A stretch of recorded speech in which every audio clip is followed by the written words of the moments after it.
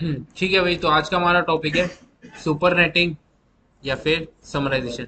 अभी तक हम क्या पढ़ रहे थे? सब नेटिंग। क्या होता है सब नेटिंग? लार्ज नेटवर्क को स्मॉल नेटवर्क्स में डिवाइड करना। ठीक है, दैट इज सब नेटिंग।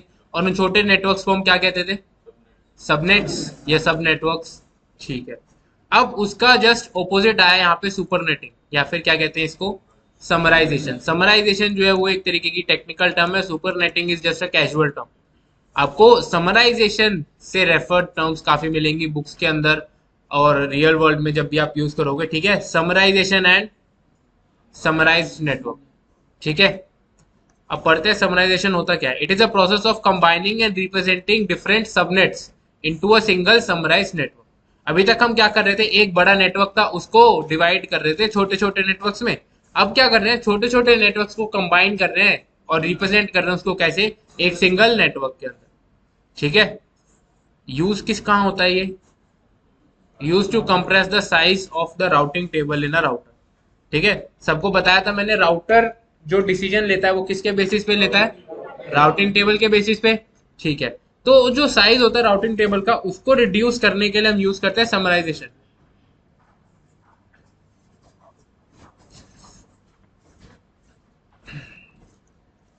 ठीक है। समराइजेशन हम यूज करते हैं राउटिंग टेबल को रिड्यूस करने के लिए, राउटिंग टेबल का साइज रिड्यूस करने के लिए। अब इसका सिंपल सा मतलब क्या है? मान लो हमारे पास यहाँ पर दो राउटर्स हैं, router one and router two. ये कनेक्टेड है। अब राउटर वन के पास यहाँ पर है ना, चार नेटवर्क्स चल रहे हैं। एक नेटवर्क है 192.168.1.0/24। ठीक है। और ये चल रहा है 2.0/24, 3.0/24 और 4.0/24। ये भैया 192.168.2.0। ठीक है। अब राउटर टू जो है, यहाँ पे हम यूज क्या कर रहे हैं? Dynamic routing. अब डायनेमिक राउटिंग का सिंपल सा मतलब ये कि राउटर वन और राउटर टू ना आपस में खुद क्या करेंगे? कुछ मैसेजेस एक्सचेंज करेंगे एक दूसरे के साथ।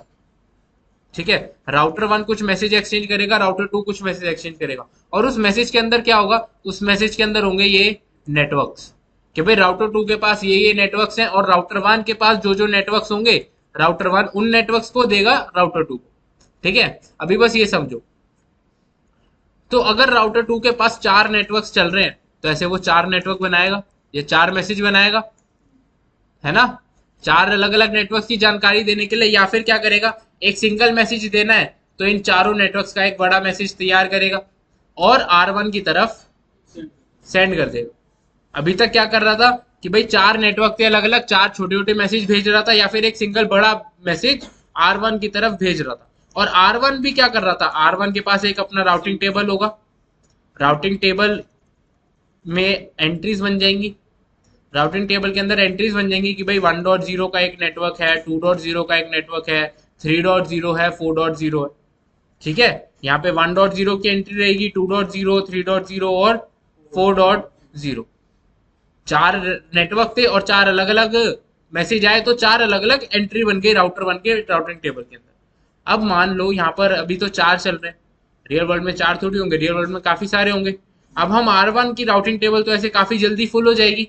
अगर मान लो यहीं पर 100 नेटवर्क चल रहे हैं, तो 100 एंट्रीज तो राउटर वन की सिर्फ आर टू ने ही बना दी, आर टू ने ही क्रिएट कर दी। अब उस केस में हम क्या कर सकते हैं?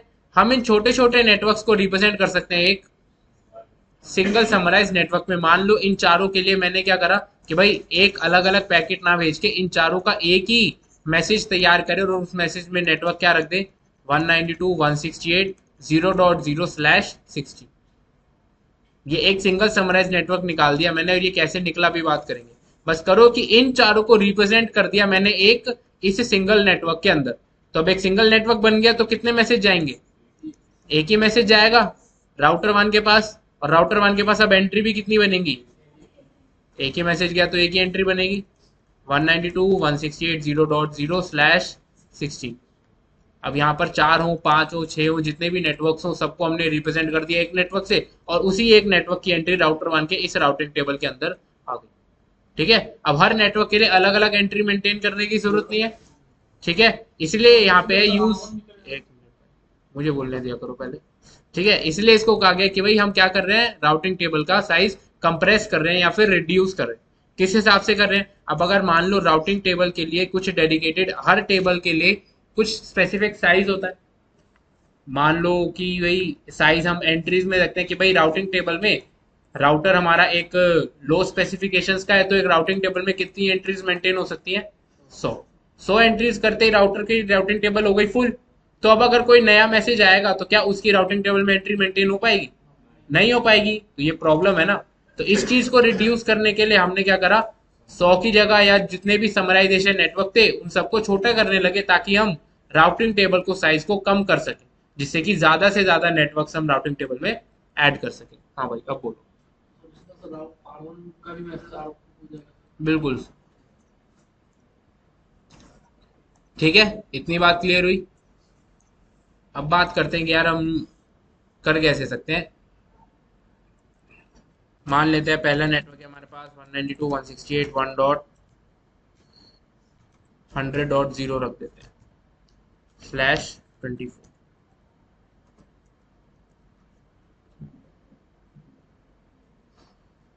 104.3.2 एंड, ठीक है, हमारे पास ये नेटवर्क हैं अलग अलग।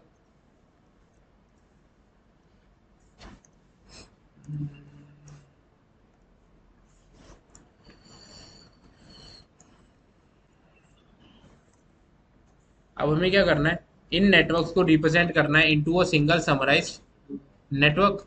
ठीक है, तो पहला स्टेप देख लेते हैं। स्टेप 1,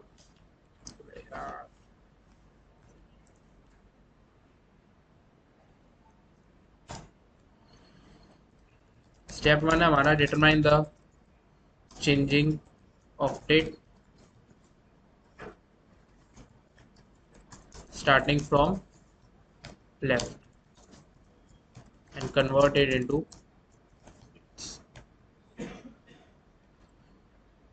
अब इसमें अगर आप देखोगे कौन सा ऑक्टेट चेंज हो रहा है, थर्ड ऑक्टेट में चेंज आ रहा है। ठीक है, तो करो बिट्स में कन्वर्ट।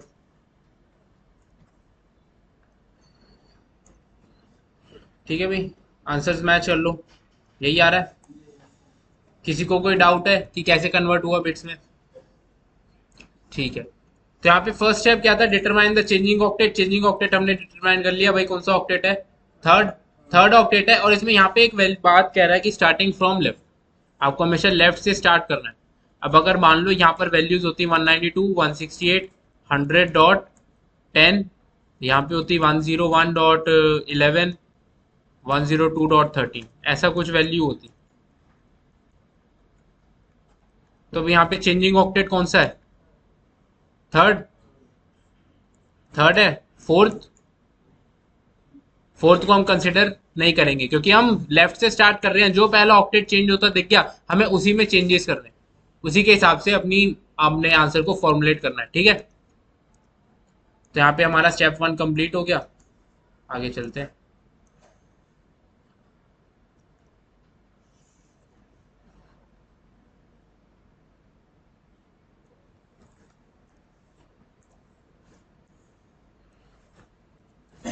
अब आता है हमारा step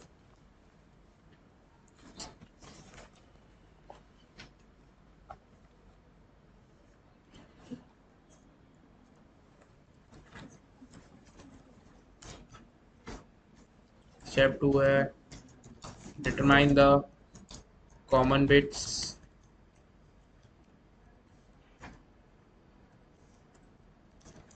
starting from left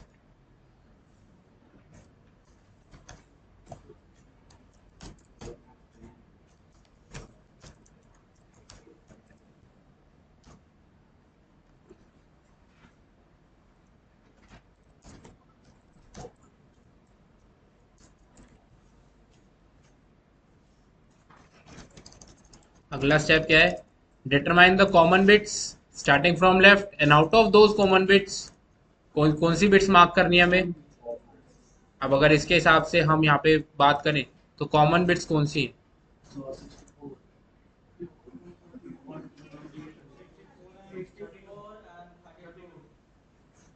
common bits कौन सी हैं?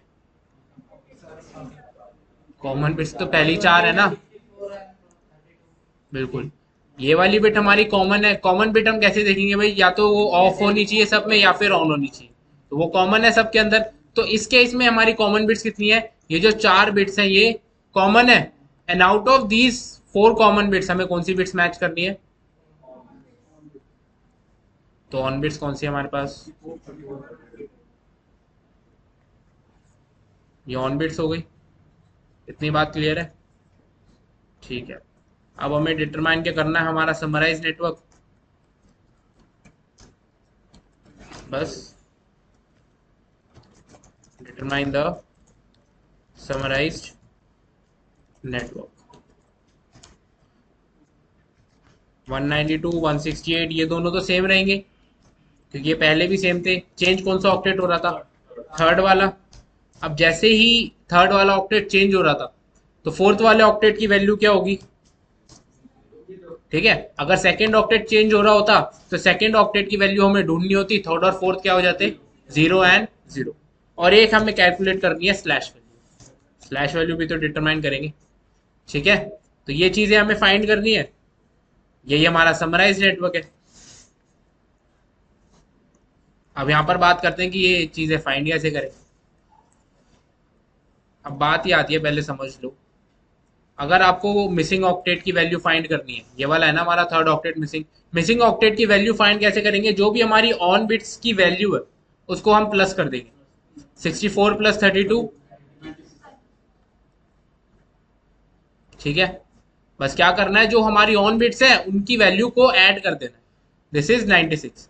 ठीक है। और ये जो हमारा समराइज्ड नेटवर्क है, ये समराइज नेटवर्क को हम रिप्रेजेंट कैसे करेंगे? अब मतलब अगर हम सी आई डी आर वैल्यू निकालेंगे, सी आई डी आर वैल्यू क्या होगी? कितनी बिट्स है हमारे पास? 24। अब इसमें से हमें क्या करना है? सिर्फ कॉमन बिट्स देखनी है। कॉमन बिट्स कैसे देखेंगे? पहली 8 बिट्स कॉमन है। सबके अंदर 192 है ना, मतलब 8 की आठों बिट्स कॉमन है। सेकेंड ऑक्टेट, सेकेंड ऑक्टेट में भी आठों बिट्स कॉमन है। थर्ड ऑक्टेट हमारा चेंज हो रहा है। ठीक है। अब थर्ड ऑक्टेट चेंज हो रहा है, थर्ड ऑक्टेट में कॉमन बिट्स कितनी है? थर्ड ऑक्टेट में कॉमन बिट्स कितनी है? चार है ना। कॉमन पूछा मैंने, ऑन थोड़ी। तो कॉमन बिट्स कितनी है? फोर। तो पहले ऑक्टेट में 8 हो गई, दूसरे ऑक्टेट में 8 हो गई, थर्ड ऑक्टेट में कितनी है? तो टोटल कितनी कॉमन बिट्स हुई? तो स्लैश वैल्यू कितनी आ गई? 20। तो आपके मिसिंग ऑक्टेट की वैल्यू है 96 और सीआईडीआर वैल्यू कितनी आई? 20। ठीक है। फोर्थ ऑक्टेट हम देखेंगे ही नहीं, जीरो ही है। क्योंकि एक बार हमारा चेंज स्टार्ट हो गया उसके बाद की वैल्यूज को हम कंसिडर नहीं करते। ये लिख लेते हैं तो बता दे। ठीक है भाई, ये चीज क्लियर है। मिसिंग ऑक्टेट कैसे फाइंड करेंगे, सीआईडीआर वैल्यू कैसे फाइंड करेंगे। अब बात ही आती है, यहाँ पर भी मैंने क्या लिखा हुआ है? Determine the common bits starting from left. और यहाँ पे अगर आप लिखना चाहो तो लिख सकते हो कॉन्टिन्यूस। ठीक है। कॉन्टिन्यूस होनी चाहिए, मतलब अगर मान लो इस केस में तो चार बिट्स कॉमन थी, उसके बाद ये बिट चेंज हो रही होती और उसके बाद ये वाली बिट्स भी सारी कॉमन होती, ये भी वन होती सारी। मतलब ये तीन बिट्स भी कॉमन है और ये चार बिट्स भी कॉमन है, पर बीच में एक ऐसी बिट है जो कि कॉमन नहीं है। तो उस केस में क्या करोगे आप? उस केस में भाई हमने लेफ्ट से देखना है बस। अगर एक भी कॉमन बिट आ गई उसके बाद क्या वैल्यूज है वो हमें उससे लेना देना नहीं। ठीक है। Starting from left and should be continuous. Common bits जो है वो कॉन्टिन्यूस होनी चाहिए, ये लगातार होनी चाहिए। अगर एक भी बिट आपकी कॉमन नहीं है उसके बाद आप कोई भी बिट्स कंसिडर नहीं करोगे। इतनी बात क्लियर है? ठीक है भाई, समराइजेशन में किसी को कोई प्रॉब्लम? स्टेप्स क्लियर है, आसान है। ठीक है। तो एक क्वेश्चन करो।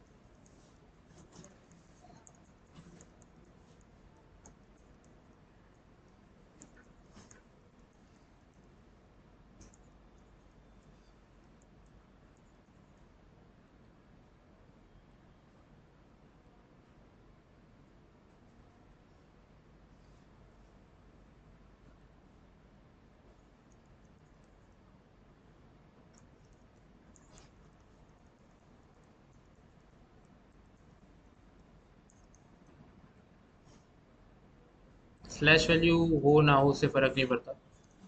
ये नेटवर्क से है, इसको आपको समराइज नेटवर्क में रिप्रेजेंट करना। ठीक है, चलो सॉल्व कर लेते हैं।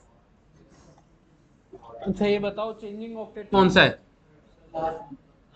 फोर्थ वाला, थर्ड वाला? फोर्थ वाला कौन कौन कह रहा है? अब कोई नहीं कह रहा? एक जना फोर्थ वाला कह रहा है बस। फोर्थ में किस किस को चेंज आता दिख रहा है?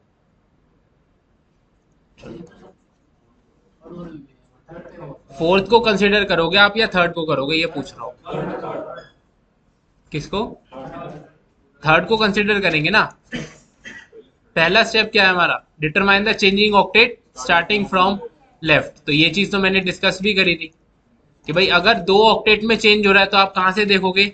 लेफ्ट से। जो पहला ऑक्टेट चेंज होता हुआ दिखेगा आपको, वही ऑक्टेट आपने as a changing octet consider करना है। उसके आगे चाहे कोई भी वैल्यू, उस पर ध्यान नहीं देना। तो यहाँ पे दो ही वैल्यूज है, 102 और 103।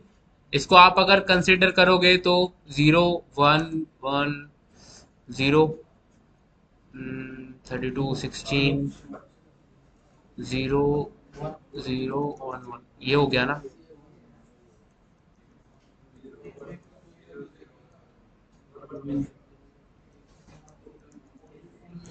ये हो गया 102 का और ये हो गया 103 का। यही है ना? 0 1 1 0 0 0 1 0। क्या हुआ? लास्ट में 3 1 है।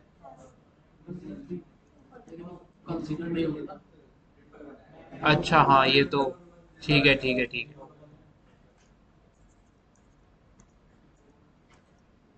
अब ठीक है। ठीक है, तो सेकंड स्टेप क्या है हमारा? Common bits.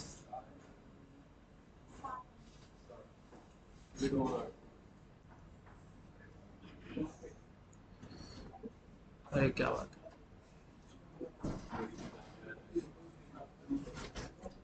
ठीक है भाई, 7 कॉमन बिट्स हैं। अब इसमें से क्या मार्क करनी है हमें?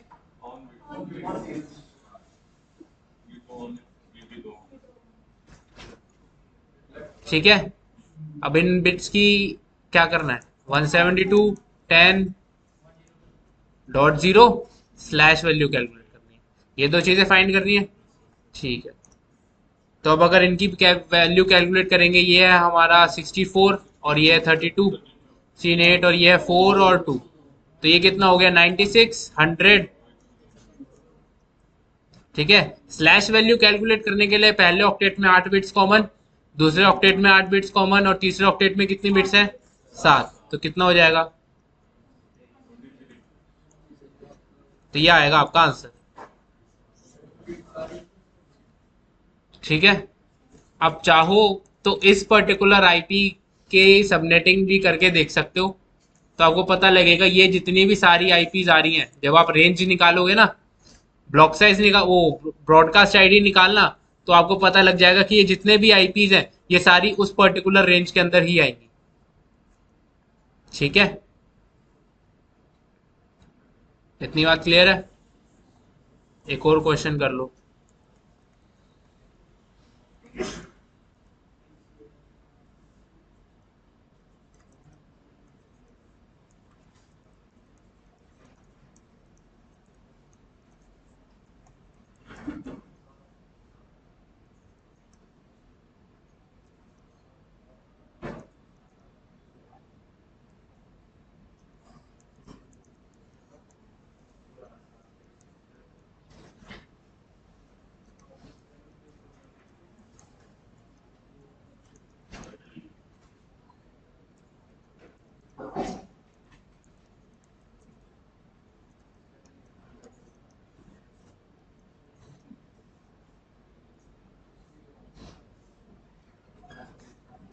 ये वाला क्वेश्चन कर लो सो।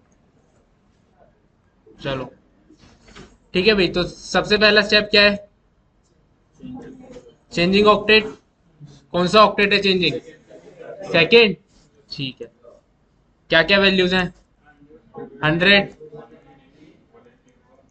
101, अच्छा 180, 181 और 101। ठीक है, ये चार ठीक है, इनको बिट्स में कन्वर्ट कर लोगे? ठीक है,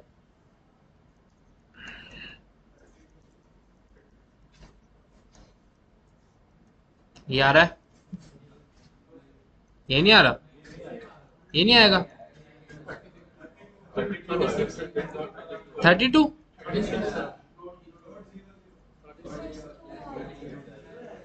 सॉल्व कर लेते हैं यार।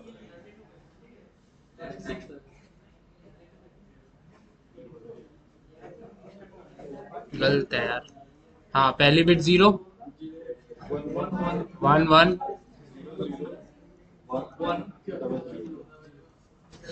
180 के लिए।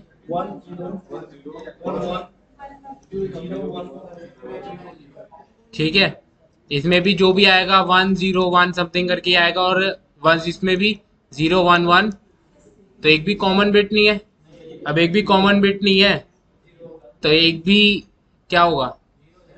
0 कॉमन बिट्स। तो अगर यार हमने बिल्कुल नहीं करेंगे यार, हमने क्या बोला था? स्टार्टिंग फ्रॉम लेफ्ट होना चाहिए और कॉन्टिन्यूस होना चाहिए। तो अगर यहाँ से आपकी कॉमन बिट्स है ही नहीं तो आप कंसिडर थोड़ी करोगे। हाँ, नहीं होगी भाई। मैं मेरी बात तो सुनो, मैंने क्या बोला? लेफ्ट से स्टार्ट करना है। अब लेफ्ट से पहली बिट आपकी कॉन्टिन्यूस नहीं है तो आप कंसिडर करोगे ही नहीं। अब पहली बिट कॉमन नहीं है तो आंसर आपका क्या आएगा? ठीक है, बिल्कुल।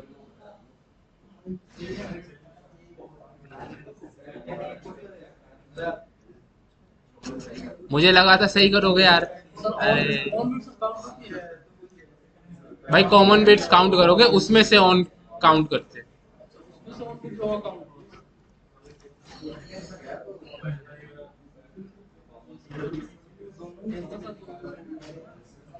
ठीक है,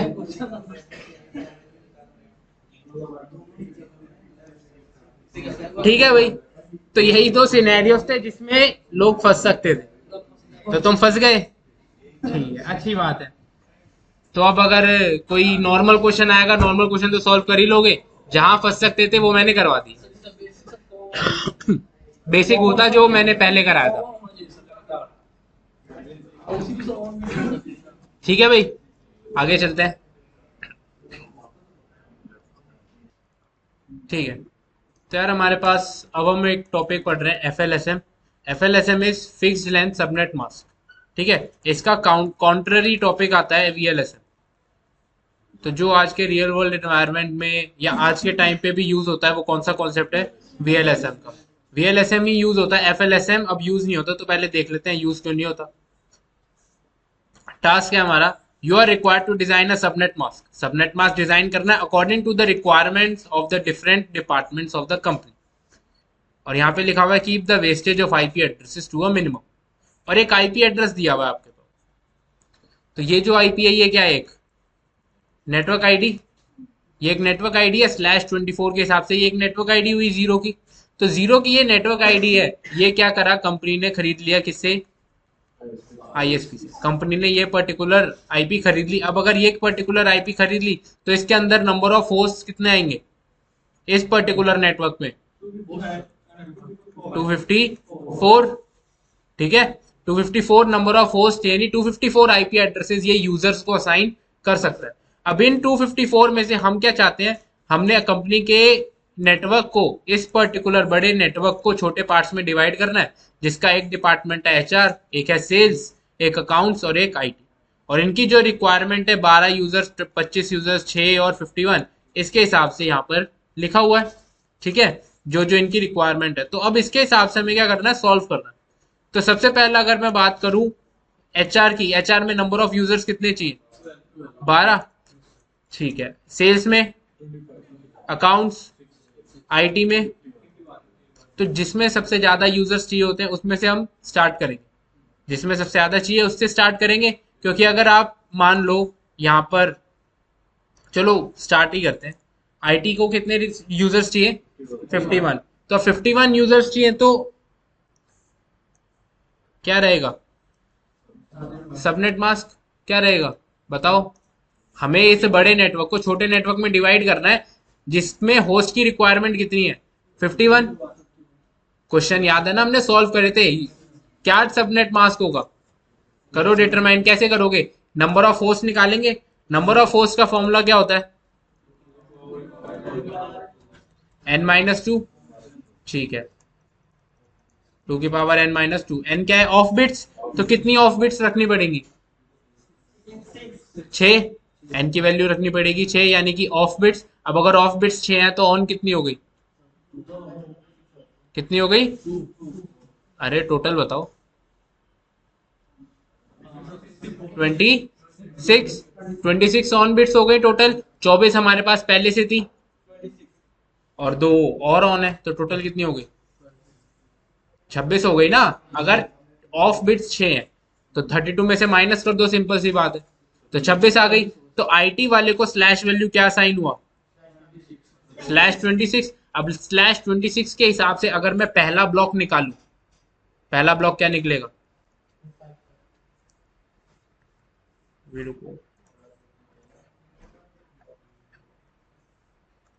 पहला ब्लॉक की स्टार्टिंग कहां से होगी ये बताओ? 192, 168, 113.0। पहला ब्लॉक तो 0 से स्टार्ट होगा ना, और ये कहां तक जाएगा?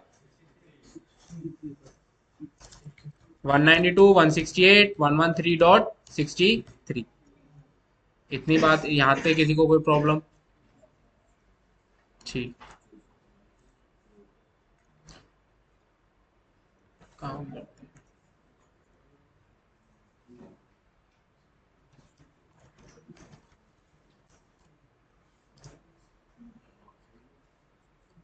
ठीक है, पहला ब्लॉक हमने असाइन कर दिया। अब अगर मुझे यहाँ पे वैलिड होस्ट निकालने हैं, तो वैलिड होस्ट में निकाल सकता हूँ। कितने आएंगे total number of valid host? कितने आएंगे? 62 होस्ट। रिक्वायरमेंट कितने की थी? हमने कितने दे दिए? वेस्टेज कितनी हुई? 11। ठीक है, ध्यान रखना, यहाँ पे लिख देता हूँ 11 आईपीज हो गए हमारे वेस्ट। कोई इशू नहीं। अब बात करते हैं सेकंड वाले की। पहला ब्लॉक हमने निकाल दिया ना। अब अगर सेकंड ब्लॉक हम निकालेंगे, /26 है, तो मतलब सबके लिए क्या देना पड़ेगा? अब /26 ही लेके चलना पड़ेगा, क्योंकि अभी तक हम सेम ब्लॉक साइज यूज करते थे ना। तो अब अगर मैं सेकंड ब्लॉक निकालूंगा तो सेकंड ब्लॉक क्या आएगा? 192, 168, 113, 65 से लेकर 192, 168, 113 से कितना है? सॉरी, हाँ, 64। Network ID.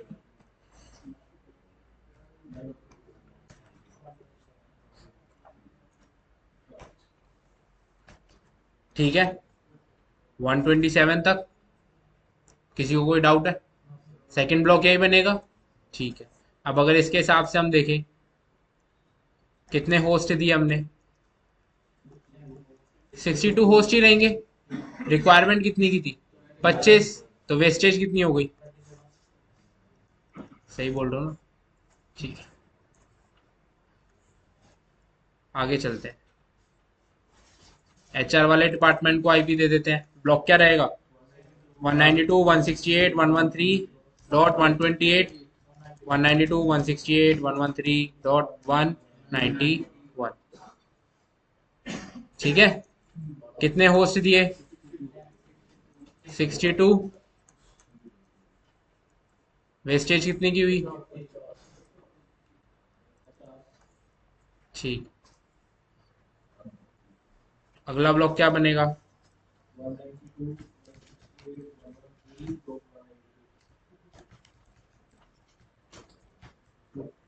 ये बनेगा।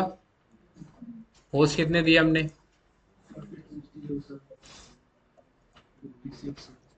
62। वेस्टेज टोटल आईपीज कितने थे हमारे पास?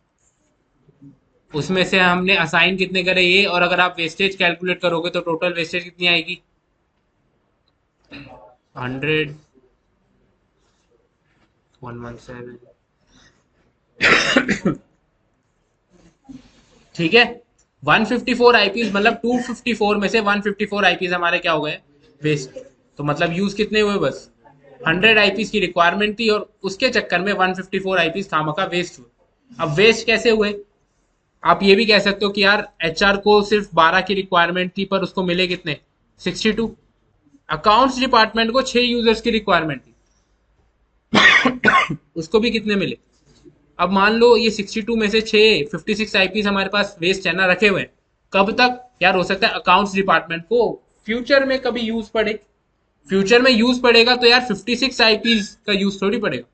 उसके पास अभी 6 है, 6 के 8 हो जाएंगे, 10 हो जाएंगे, है ना। 6 के 56 तो नहीं हो सकते।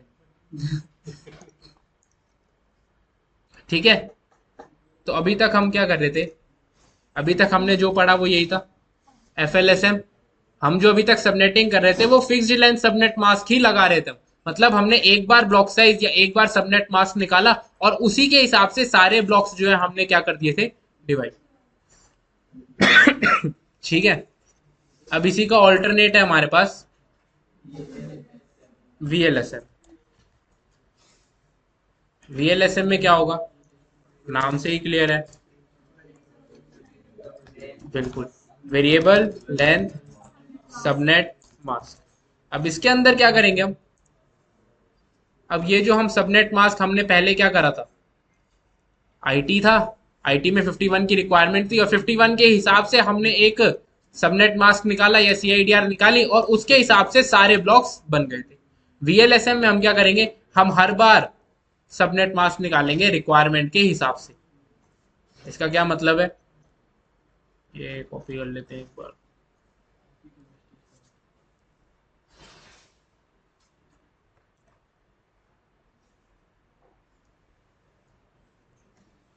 टास्क सेम है,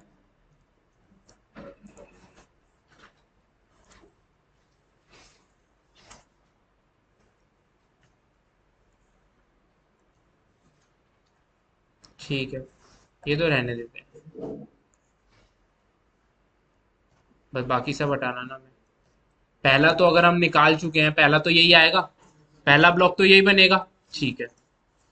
अब अगले वाले पे चलते हैं, नेक्स्ट क्या है, 25 यूजर्स। अब अगर मैं इसके हिसाब से बात करूं,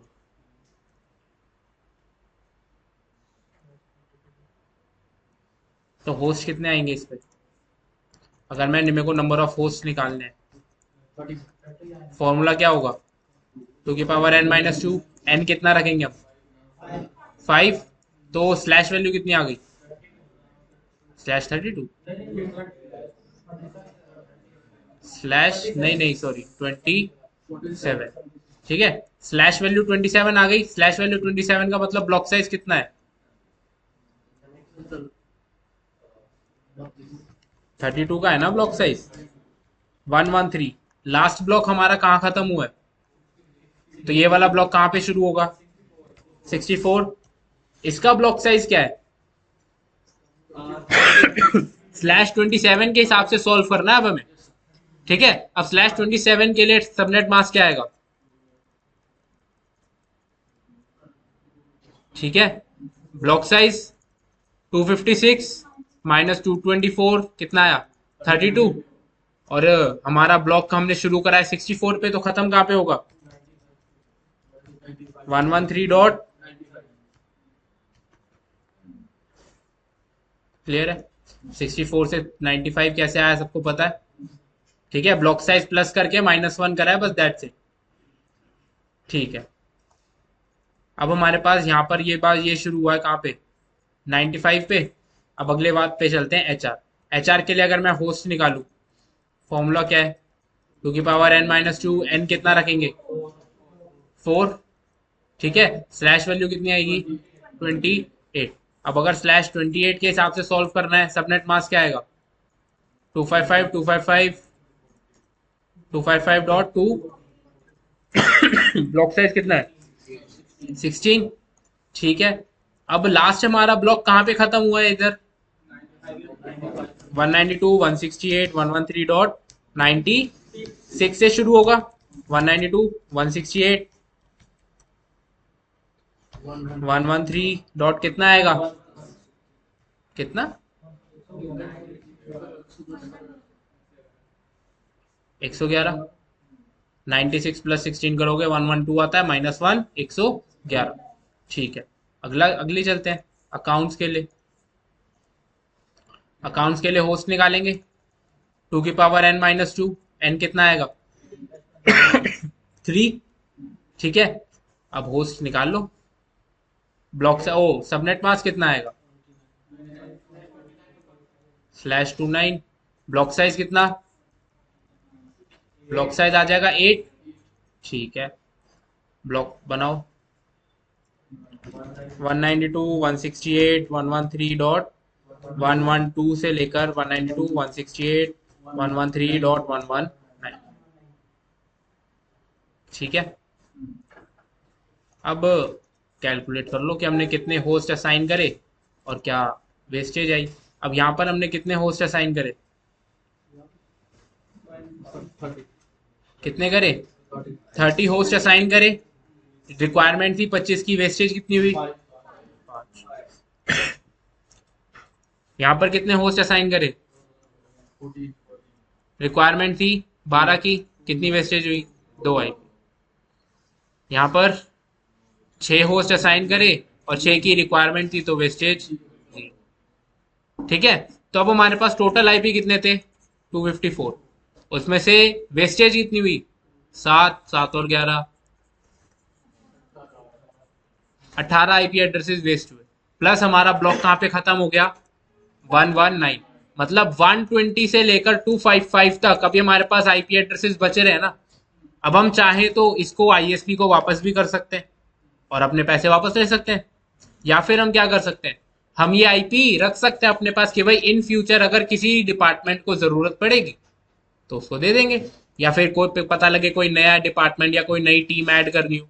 ठीक है, अगर कंपनी स्केल कर रही है तो वहां पर भी हम ये चीजें यूज कर सकते हैं। तो यहाँ पे वेस्टेज कम हो गई। बस यही कॉन्सेप्ट था आपका वेरिएबल लेंथ सबनेट मास्क का, कि हर डिपार्टमेंट हर रिक्वायरमेंट के हिसाब से हम क्या कर रहे हैं, एक नया सबनेट मास्क असाइन कर रहे हैं। और रियल वर्ल्ड में यही यूज होता है, क्योंकि एचआर में जो भी आपके यूजर्स होंगे वो जरूरी तो नहीं है कि एचआर में भी 12, अकाउंट्स में भी 12 ही हो, आईटी में भी 12 ही। हर डिपार्टमेंट में अलग अलग रिक्वायरमेंट रहेगी, और आप क्या करते हो, सिर्फ एक नेटवर्क बाय करते हो हमेशा। आप क्या बाय करते हो? एज अ कंपनी आप एक नेटवर्क ही खरीदते हो आईएसपी से। ठीक है, ये नेटवर्क बाय करोगे, आप ऐसे नहीं बोलोगे आईएसपी को भाई मेरे को 20 होस्ट की रिक्वायरमेंट है, मेरे को आईपी एड्रेस असाइन कर दो। नहीं भाई, आप नेटवर्क लोगे अपने हिसाब से। 20 की रिक्वायरमेंट है तो आप उसके हिसाब से आईपी लोगे। अब अगर मान लो मेरी कंपनी में ही कितने जने हैं? 20, तो मैं 254 आईपी थोड़ी लूंगा। मैं आईएसपी से आईपी एड्रेस क्या लूंगा? 192.168.113.0 स्लैश वैल्यू कितनी? अब ये भी आप निकाल सकते हो ना। आपको 20 होस्ट की रिक्वायरमेंट है तो 32 का ब्लॉक साइज 4 बिट्स /28 स्लैश नहीं /27 यूज कर लोगे आप। 28 में 16 आती। ठीक है, /27 आप यूज कर सकते हो। तो हम /24 की जगह क्या लेंगे? /27, वो हमें और सस्ता पड़ेगा। ठीक है, और इसके अंदर हमें टोटल आईपीज कितने मिल गए? हमारी रिक्वायरमेंट 20 की है, 20 से कभी बढ़ेगी भी भाई साल भर में, तो 32 हो जाएंगे, 30 हो जाएंगे, 25 हो जाएंगे। अगर इससे ज्यादा होगा तो हम एक और नेटवर्क खरीद सकते हैं उस टाइम पे, अगर कंपनी ज्यादा तेजी से ग्रो कर रही है तो। ठीक है,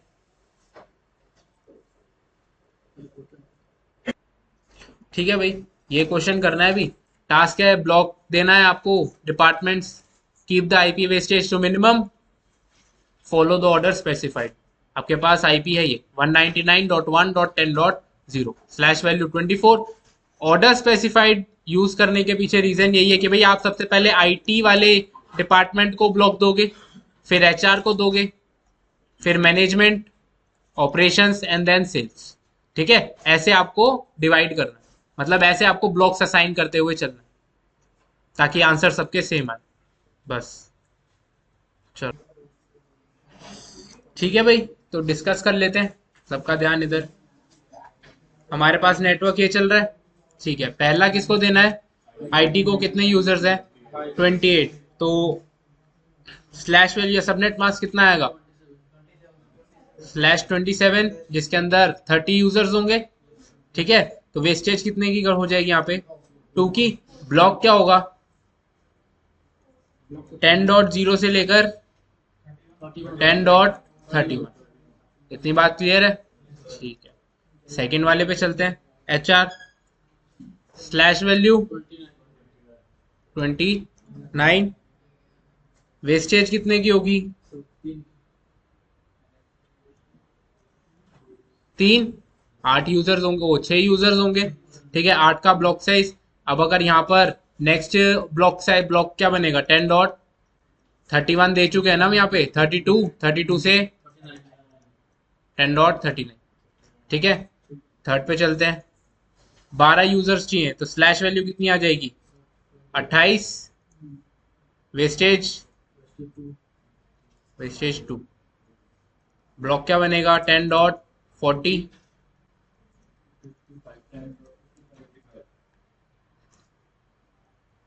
ठीक है।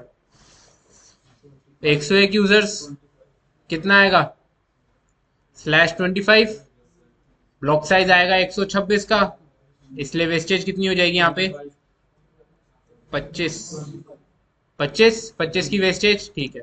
ब्लॉक साइज बनेगा आपका 10.56 से लेकर 183, ठीक है।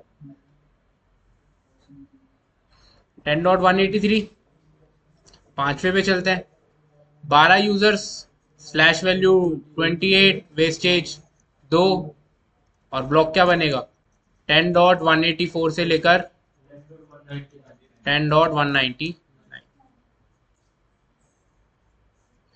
ठीक है। क्लियर है, आसान तो था यार।